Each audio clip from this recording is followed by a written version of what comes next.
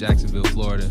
It's broadcasting live from the Sunshine State. You know what it is, man. Go ahead. Hey, that's feeling, man? Hey, you know what time it is, man. The real. Cuzzo Dunbar, DeVille, certified, verified, plugged into the utmost, All man. that and everything. Happy to be here, man. Yes, sir. What's up? All right, man. So I know you've been working all day. We've been working all day too. Let's just roll right into it, man. I want to talk about the baby. Let's get it. So he's dropping a new album coming up here in a couple days, actually, this week. I think Friday is when he's supposed to drop it. And it's called Kirk. But before we even talk about the album, man, I want to talk about a situation that the baby was involved in. So back in 2018, the baby was he was involved in an attempted robbery. So a man tried to rob him in the Walmart parking lot. I think he had his daughter with him, and he tried to snatch his chain, and baby wasn't playing that, so he shot and took the man's life. Now, I'm not condoning that, right, but, you know, it's self-defense. You know what I'm saying? He came for him, and he had his daughter with him. But that was an old situation. Now we're talking about something a little bit more relevant. The baby was actually at a concert on stage trying to show some fan love, and the dude really tried to snatch his chain. That's becoming a little more. I don't know. I think that's the rite of passage for hood dudes. Like when they run, they gotta find a rapper to run up on. Man, shout out to Baby for holding it down for protecting your own. Yeah, he's a cool dude, man. I'm glad to see his come up, and he just represent what's going on now. You definitely gotta hold your own, and I appreciate the brother for just kind of keeping the whole line of work. Just keeping it real. Yeah, you know what I'm that's saying? what it is. Because he's been around for a while, and this year has been his point. You know what I'm saying? This is really his year right now, and he's just been doing this thing. He's about to drop this album, so I'm really looking forward to that. But again, man, like, what are these people thinking? I actually know somebody that tried to snatch, Shy Glizzy. Yeah, I'm familiar. Yeah. So one of the dudes, I wasn't friends with him, but I went to school with him. He was on the basketball team with me, and he tried to snatch Shy Glizzy chain, and he's in jail to this day. That was like 4 years ago. He's still locked up for that. So crime doesn't pay, man. And on the real, I got a situation. I was actually with T-Pain years ago when he first came out, when he first broke, you know what I mean? He first got signed. He got his first ever chain, man. We was in the club. This was in New York. And a guy run up on him. He was, he was very, very happy, man. That was his first piece. Iced out and all that. And the guy actually, I was right now, I'm talking about elbow to elbow with Pain. Okay. And the dude actually put the piece right in his midsection, pushed me down, snatched the chain. He ran. Boo ran out there. We chased him. It was actually on my birthday too. You know what I mean? In New York, December 5th, years ago, man. And and it's a hurting feeling, man. It's a sad thing when it happens, and I'm glad that people who get held accountable when they do that kind of thing, because that's just. Robbery, man. It's nothing like getting your stuff took, man. Especially when you wear something. First of all, a chain is that expensive. These rappers nowadays probably pay anywhere between $30,000 to $100,000 for a chain. Yeah. Probably more than that. Right. You know what I'm saying? So it takes them a couple albums to even make that money. The small change rappers, at least. You know what I'm saying? Right. So they work their ass off for that money. You know what I'm saying? And just for someone to come out of nowhere, just some punk, you know what I'm saying? Just trying to come up, make it look good for his friends and things like that. Just trying to take some money out of his pocket, man. Yeah, now, truth be told, I do think they doing it for the money aspect. I do think it's definitely a real lick. I mean, you know what I mean? Because again, they probably just doing small time or whatever kinds of hustles and licks they can do. So if you could see like a whole house around somebody's neck, you know what I mean? Yeah, 100%. That's definitely tempting. That's so about 3, you know 4, what I mean? 5 of cars right there. You know what I'm saying? I don't blame them if they live in that life. But again, just on the grounds of just losing something you work hard for, when it hits home like that, it's definitely a hurting feeling. So shout out to the baby for representing it and holding down. Definitely for that holding it down. Idea of holding out. I will tell you one person who has not been holding it down. Who is that? Tekashi 6ix9ine. Oh no, he's been singing and on that stage this whole time, man. I mean, this case, it goes back, man, and his situation, it's a tricky one, So about a year ago, Tekashi 6ix9ine, whose real name is Daniel Hernandez, he was arrested on racketeering and firearm charges and gang related for the 9 Trey Gangsta Bloods That was his affiliation. Right. Now, since he's gotten locked up, he has been singing on Cardi B. Everybody. He Might as claimed well Cardi say B was everybody. a blood. Yep. Jim Jones was a blood. And now Jim Jones, he's being wiretapped by the feds now. He just had a house go on foreclosure and sold for $100. You know what I mean? So his life is slowly going down the drain. He snitched on Trippie Redd. He just really, I'm surprised Oprah isn't involved in his shit because some way, somehow, he just snitching on everybody, bro. Yeah, it's getting dangerous for the little homie, man. It's just But tell me this now: is that the way that these young people are going? Because a lot of them are internet gangsters. A lot of them be popping off, but we then paid them off. Yeah. They really can't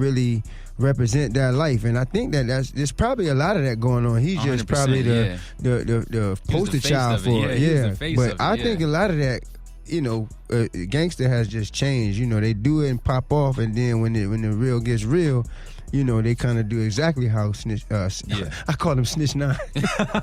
I mean, that's his new nickname, SNITCHnine. Yeah, okay, all right. Well, I didn't know. If somebody said that, if they didn't, I want my money. But if they have, put the trademark on it. Yeah, SNITCHnine. It's coming. But let me ask you this question, because his situation is a messed up one. You know what I'm saying? I'm not condoning snitching of any kind, but his situation is so. First of all, he was all this money, a lot of the money that he made off of his music career, a good portion of it went to the 9 Trey Gangsta Bloods, Shotty, who was his manager. But did they discover him, or was they just? Yeah, he's arrested too. Yeah, he snitched on him too. If anybody was involved, they were snitched on. Trust me. Okay. And then exactly with that, so it went from they were taking money out of his pocket. Right. They robbed him. Right. Beat his ass, tried to kill him, and smashed his baby moms. Oh. So that's probably the lot whole of underlying. It's a whole, and I'm sure there's other things we don't even know about. We don't know if they try to threaten his He's mom. going to tell us though. Oh, exactly. He has the whole story. I'm telling you, he's writing a novel right now in his cell right now. And my other thing is that whenever he does, because he's going to be in witness protection at some point for cooperating as much as he has. What is he gonna do about them face tattoos? Yeah, come on, man. It's a wrap for the little homie, man. And if you really think about it, the lives he's affecting, the kinds of cans of worms he's opening, there's no safety. It's a dangerous game he playing. Even when he was doing it, it's a wonder that he even made it this far. Nobody ain't run up on him. You know what I mean? Exactly. So he was really selling out to some big names, and just really everybody thought he was going to die. You know what I mean? And I really, truth be told, and now that I look at it, the way he's handling business, he may have already wrote himself off. You know what I mean? Because he was living way on the edge a long time ago. Yeah. So, who knows, man? But, just not the way I would rock. I don't know if the young people rock like that, but it's definitely not how I can't rock. say. I'm part of that. He's 23, I'm 21. I don't rock like that. But then again, first of all, I wouldn't try to portray a life that's not really my own. You know what I'm saying? I think that's where it stems from. If you gonna be an actor, that's what he shouldn't be a rapper. He should have just been in movies. Yeah, exactly. Like, you can do all that. Exactly. You can say whatever you want to say. Say whatever you want to say. And you can still go home and be Daniel Hernandez and get paid. That's what I think a lot of these cats don't understand, man. This is real life, bro. And they roll up on you. You got to deal with that. I was reading one of the transcripts from the actual hearing, and one of the descriptions of the courtroom was that the whole place was filled up with a sea of red. A whole bunch of blood. Yeah, they're waiting. They're either just waiting on him to snitch or waiting on opportunity to make a move or something like that. So, not that I'm plotting on, because I don't wish nothing on nobody. You know what I'm saying? I hope the brother gets some help. You know what I'm saying? I hope that's what he gets. I don't condone snitching. I don't do none of that. But I kind of fear for his life a little bit. You know what I'm saying? Because people don't play like that. This is reality. You know what I'm saying? Absolutely. This is not a movie. This is not Instagram. You're in a courtroom now, facing federal charges now.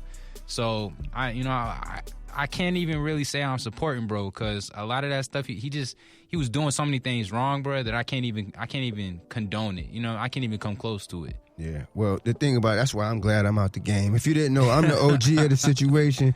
I've been did my dirt and did my research and just came up with a whole plan of just clean cut, classic, classy, just not good old boy, but at the same time in my own lane, minding my own business, nobody to impress. Yeah. Just and I'm pretty much out the game, man, because that crime really don't pay. Speaking of which, I mean, you asked me would I snitch? Of course I wouldn't snitch, but again, I would stay out the game just because regular old white-collar crime could get you caught up. Yeah. So, just more specifically, right in Jacksonville, Florida, you got the former councilman and woman, Reggie Brown, Katrina Brown. Mm-hmm. They got caught up, again, this is alleged. Don't know if they're guilty or what, but the details surrounding their case is they created false invoices and false, false fraudulent moves to get money from the government. Okay. And so now they're on trial together. They trying them together. Imagine being tried with somebody you can't even separate. If she go down, I go down. Like that's a real situation when you out here doing dirt in general, because the law is the law. They can kind of frame it up however they want to frame it. But they just created all kinds of fake paperwork saying they bought all kinds of equipment. Now, that's alleged again, but they're getting tried together. Katrina Brown is actually representing herself. She didn't even want to spend no money on no lawyer. Really? So that's a whole, just imagine preparing the case or preparing questions and and this is her future, because Kareem Brown got jammed up for something smaller than this. Like, this case is like dealing with millions. Like, Kareem Brown doing like 5-6 years off of like a couple $100,000. You know what I mean? So this case right here, she could be facing like decades possibly. They definitely. I don't know. I don't want to speak that on it because I know I done seen and talked and dealt with both of them. Yeah. So I'm not. I don't know. I'm not leaning no particular way. Matter of fact, I want to almost stop talking about it. But since we're talking about crime, I'm just letting people know. I mean, it's kind of easy to get caught up. I mean, you got to really kind of look yourself in the mirror day to day with how you going to present yourself, how you want to be, and how you going to move, and what you chasing. Like, because is it really worth it? And again, I got a son out here, man, and I love the hood. The hood love me. But again, crime don't really pay to me. I haven't really seen nobody really win. Either you looking over your shoulder or, like, again, people getting caught up for dirt they did years ago. You think about Cosby and it go way back. Like, I don't move like that just specifically because, with the internet and the camera phones and Siri and Amazon, Alexa, like, you don't really know what's being recorded and how that could get jammed you up. And so all that's cases. Like, you can really get jammed up on. They got 36 counts of fraud. Wow. You know what I'm saying? Yeah. So you gotta prove that you didn't do nothing unlawful for 36 different cases, bro.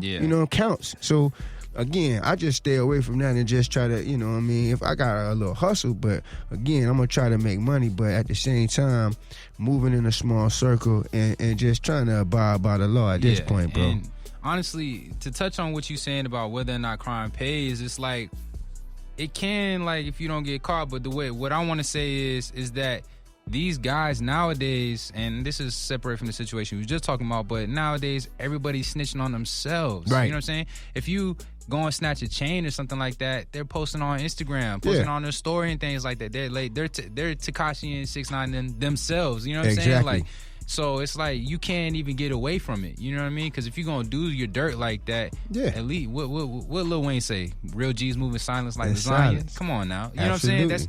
You gotta put that. He said it for a reason. You know what I'm saying? You gotta have those certain credentials and know that you just can't post this shit on Facebook. You can't just post these things on Instagram and tell your baby mama and who, you know what I mean? Because that's a perfect example. Just think about your phone and if your baby mama get your phone. Like, you really, like, ain't nobody squeaky clean and don't do no dirt. Nobody. It's just, you kind of gotta, just be mindful of how you moving and know that it's all evidence. It always just takes a one small crack to break the whole joint. So it's like, is it really worth it when it all boils down to it? So shout out to the Browns.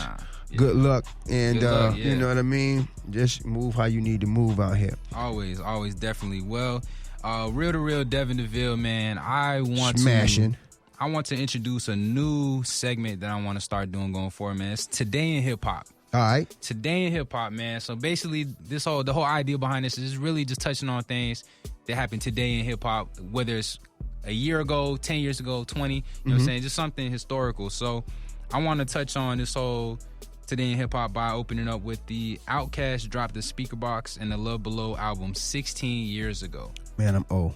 16 years ago. It doesn't even feel like. How old were you? I'm 21. So how old were you when Outkast came out with Speaker Box? I was like 5. Yeah, man, I was 5 years old. I was in college, bro. But that's the good thing about it.